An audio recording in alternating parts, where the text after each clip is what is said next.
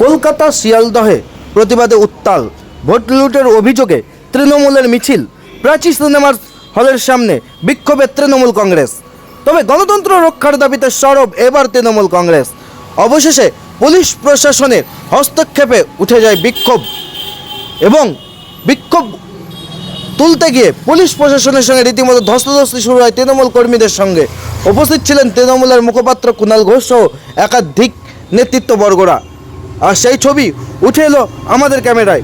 কলকাতার শিয়ালদহে প্রতিবাদে উত্তাল, ভোট লুটের অভিযোগে তৃণমূলের মিছিল, প্রাচী সিনেমার সামনে বিক্ষোভে তৃণমূল কংগ্রেস। গণতন্ত্র রক্ষার দাবিতে সরব তৃণমূল কংগ্রেস। আর সেই ছবি উঠে এলো আমাদের ক্যামেরায়।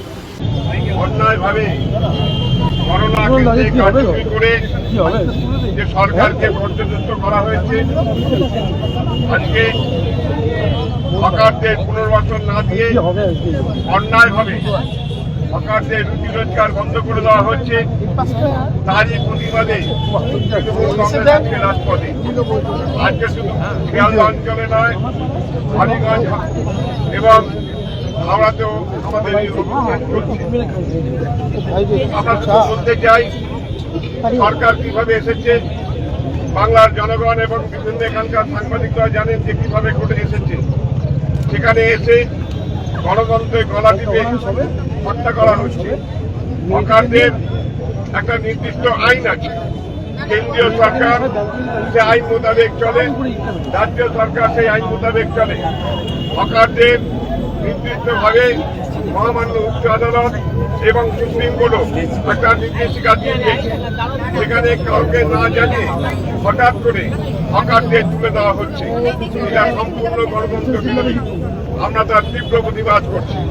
আমরা চাই বাংলার মানুষ গড়ে উঠুক। বাংলার মানুষ সবসময় এই গরিব মেহনতি মানুষদের পাশে ছিলেন, আগামী দিনেও থাকবে, আমাদের এটা দৃঢ় বিশ্বাস। আমরা চাই আগামী দিন জোর করে বলপূর্বক কোনো জায়গায় উচ্ছেদের নাম করে মানুষের প্রতি অন্যায় অত্যাচার হচ্ছে। কোনো জায়গায় রাতের অন্ধকারে আমাদের হকার ভাইদের তুলে দেওয়া হচ্ছে, হকার ভাইদের জিনিসপত্র লুট করে দেওয়া হচ্ছে। এই অন্যায় বিরুদ্ধে আমাদের আজকে শুরু হলো আন্দোলন। হঠাৎ করে খুব অল্প সময়ের নোটিশে আজকে আমাদের আন্দোলন সংগঠিত হয়েছে। আগামী দিন আরো বৃহত্তর আন্দোলন হবে। বাংলার মানুষকে সঙ্গে নিয়ে ভয় দেখিয়ে জোর করে কখনো আন্দোলনকে করা যায় না। আমরা তাই আপনাদের কাছে অনুরোধ করব, আজকে যারা এসেছেন ভয় পাবেন না, এগিয়ে চলুন। গণতন্ত্রকে সুপ্রতিষ্ঠিত রাখতে হবে। ওনারা একটু আগে বলছিলেন যে দিল্লির সরকার কিভাবে চলছে দেখছে। যেই নির্বাচন হয়ে গেছে, গ্যাসের দাম বাড়িয়ে দিয়েছে। যে নির্বাচন হয়ে গেছে, দৈনন্দিন জিনিসপত্রের দাম বেড়ে চলেছে। নির্বাচন হয়ে গেছে, একজন বাইরে বিদেশে ঘুরতে চলে গেছে। আজকে যেভাবে বাংলার মানুষকে গণতন্ত্র গলা টিপে হত্যা করা হয়েছে, তার বিরুদ্ধে সমস্ত মানুষ একজন মানুষও বলতে পারবেন না যে মমতা বন্দ্যোপাধ্যায় উন্নয়ন করেনি। একজন মানুষও বলতে পারবেন না যে মমতা বন্দ্যোপাধ্যায় 15 বছরে বাংলার প্রতিটি মানুষের কাছে পরিষেবা পৌঁছে দেয়নি। তারপরে কেন হলো এরকম? কেন হলো? পরিকল্পিতভাবে SIR এর মধ্য দিয়ে লক্ষ লক্ষ বৈধ ভোটারের নাম বাদ দিয়ে যারা তৃণমূল কংগ্রেসকে ভোট দেয় চিহ্নিতকরণ করেছে, তাদেরকে বাদ দিয়ে গণনা কেন্দ্রে কারচুপি করে নির্বাচন সংস্থাকে হাতে নিয়ে বিভিন্নভাবে অন্যায় করেছে। আমি 84 সাল থেকে কাউন্টিং এ দেখতেছিলাম। আজকে দেখেছেন কোন প্রার্থী বা চিহ্ন নির্বাচনী এজেন্ট তারা মোবাইল নিয়ে যেতে পারবে না, কোনোদিন দেখিনি। কাগজ নিয়ে যেতে পারবেন না, কোনোদিন দেখিনি। পেন নিয়ে যেতে পারবেন না, কোনোদিন দেখিনি।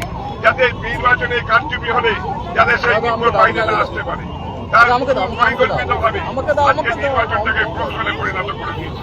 তাই আপনাদের কাছে অনুরোধ রাখবো, সবাই মিলে জোটবদ্ধ বাংলার মানুষের স্বার্থে গণতন্ত্রের সুপ্রতিষ্ঠিত রাখতে আমরা চাই সুষ্ঠু নির্বাচন।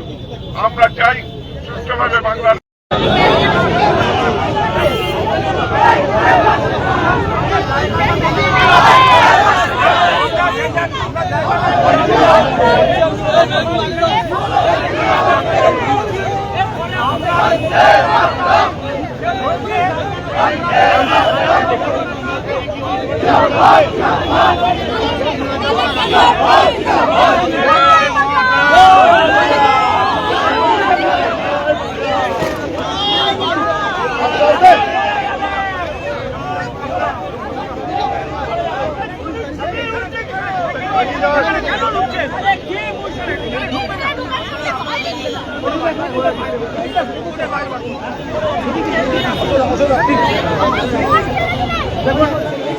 দেখুন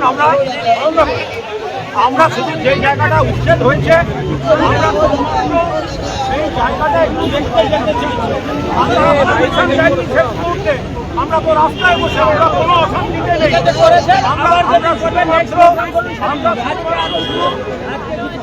আচ্ছা দাদা আমাদের বলুন রাস্তায় হাঁটতে গেলে পারমিশন লাগে না 144 টাকা জানিয়েছেন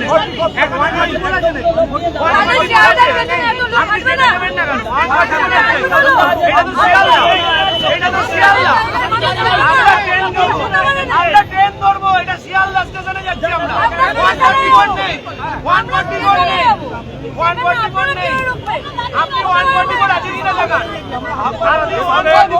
দেখান যেভাবে হকার উচ্ছেদ হয়েছে বুঝতে পারছেন কতগুলো গরিব লোক বিপদে।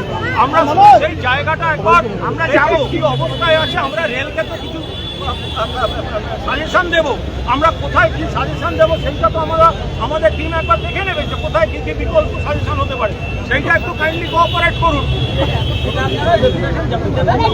ওনারা রেল নিচ্ছেই না আমরা তো শুধু জায়গাটা দেখতে যাচ্ছি আপনি আমাদের আটকাচ্ছেন না আপনি আটকাচ্ছেন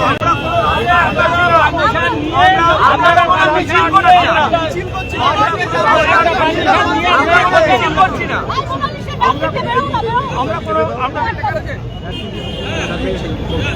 আমরা কোনো তো অশান্তি করছি না স্যার আপনাদের একটা টিম দিন আমাদের একটা টিম যাক আমাদের